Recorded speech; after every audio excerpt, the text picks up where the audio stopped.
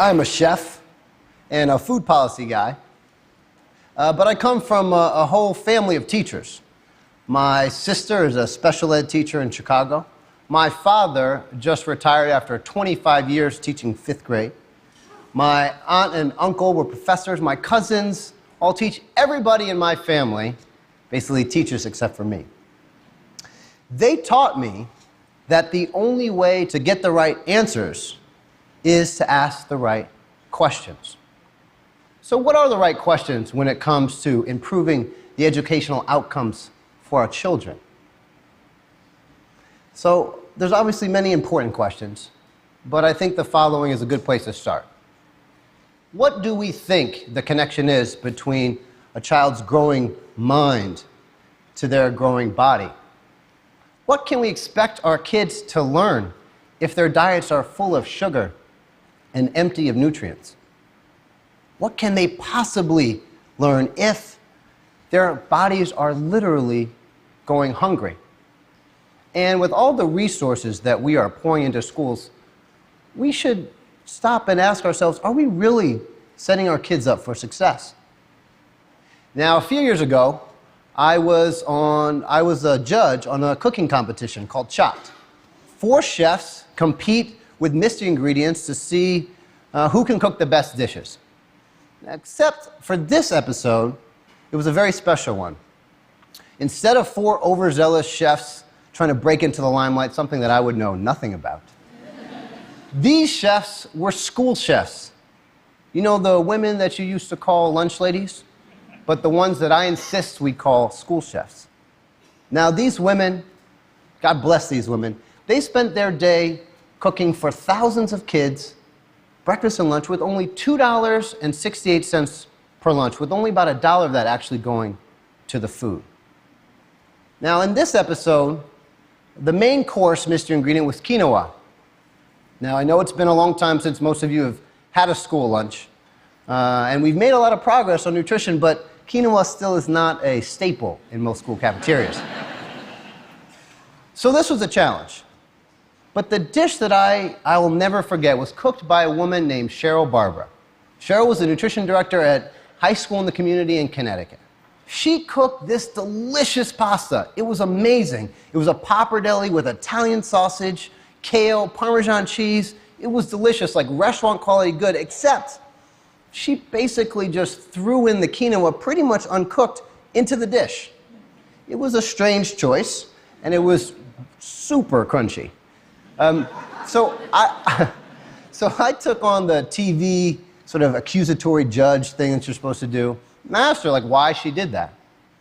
Cheryl responded, well, first, I don't know what quinoa is, but I do know that it's a Monday, and that in my school, at high school in the community, I always cook pasta. See, Cheryl explained that for many of her kids, there were no meals on the weekends. No meals on Saturday.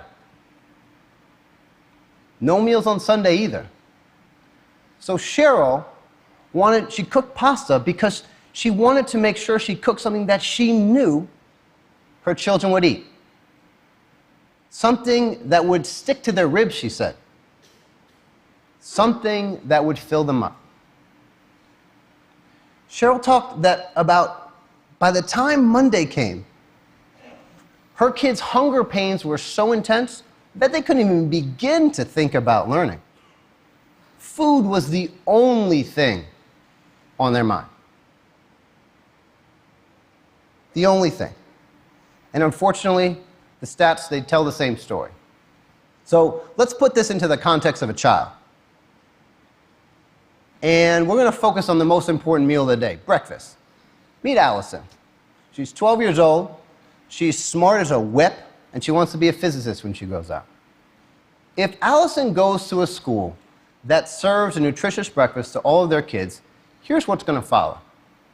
Her chances of getting a nutritious meal, one with fruit and milk, one lower in sugar and salt, dramatically increase. Allison will have a lower rate of obesity than the average kid. She'll have to visit the nurse less. She'll have lower levels of anxiety and depression. She'll have better behavior. She'll have better attendance, and she'll show up on time more often Why? Well, because there's a good meal waiting for her at school. Overall, Allison is in much better health than the average school kid. So what about that kid who doesn't have a nutritious breakfast waiting for him? Well, meet Tommy. He's also 12. He's a wonderful kid. He wants to be a doctor. By the time Tommy's in kindergarten, he's already underperforming in math. By the time he's in 3rd grade, he's got lower math and reading scores. By the time he's 11, it's more likely that Tommy will have to have repeated a grade. Research shows that kids who do not have consistent nourishment, particularly at breakfast, have poor cognitive function overall. So how widespread is this problem? Well, unfortunately, it's pervasive. Let me give you 2 stats that seem like they're on opposite ends of the issue, but are actually 2 sides of the same coin.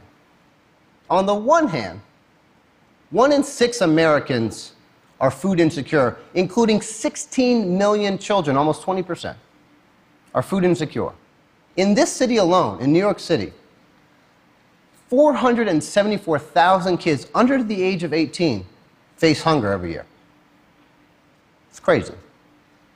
On the other hand, diet and nutrition is the #1 cause of preventable death and disease in this country by far.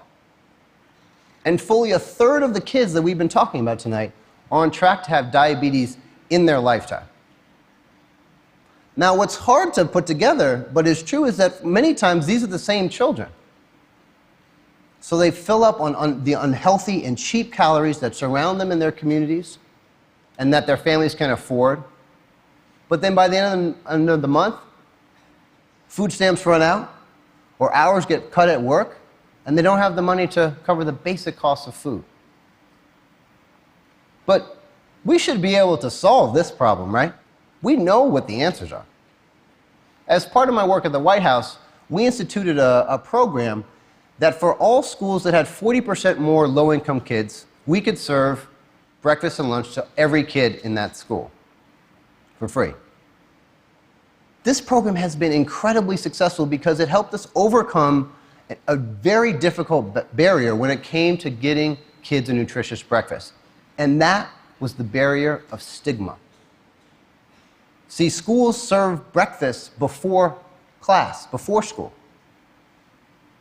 And it was only available for the poor kids. So everybody knew who was poor and who needed government help. Now, all kids, no matter how much or how little their parents make, they have a lot of pride. So what happened? Well, the schools that have implemented this program, they saw an increase in math and reading scores by 17.5%. 17.5%. And research shows that when kids have a consistent, nutritious breakfast,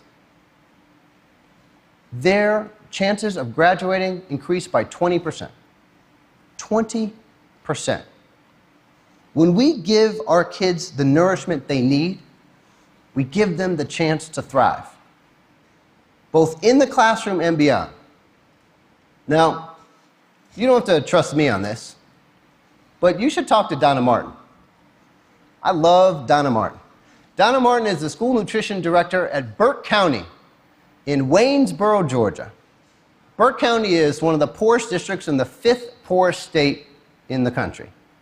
And about 100% of Donna's students live at or below the poverty line. A few years ago, Donna decided to get out ahead of the new standards that were coming and overhaul her nutrition standards. She improved and added fruit and vegetables and whole grains.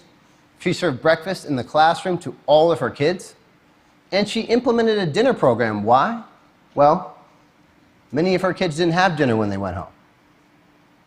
So how did they respond? Well, the kids, they loved the food. They loved the better nutrition, and they loved not being hungry. But Donna's biggest supporter came from an unexpected place. His name was Eric Parker, and he was the head football coach for the Burke County Bears.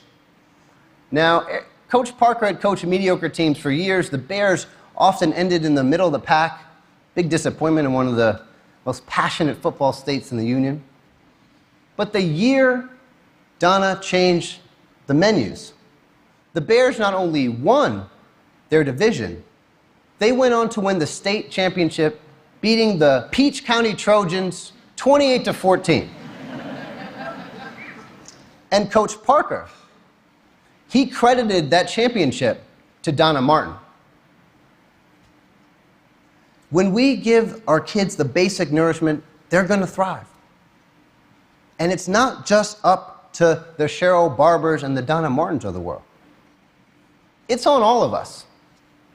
And feeding our kids the basic nutrition is just the starting point. What I've laid out is really a model for so many of the most pressing issues that we face. If we focus on the simple goal of properly nourishing ourselves, we could see a world that is more stable and secure. We could dramatically improve our economic productivity. We could transform our healthcare.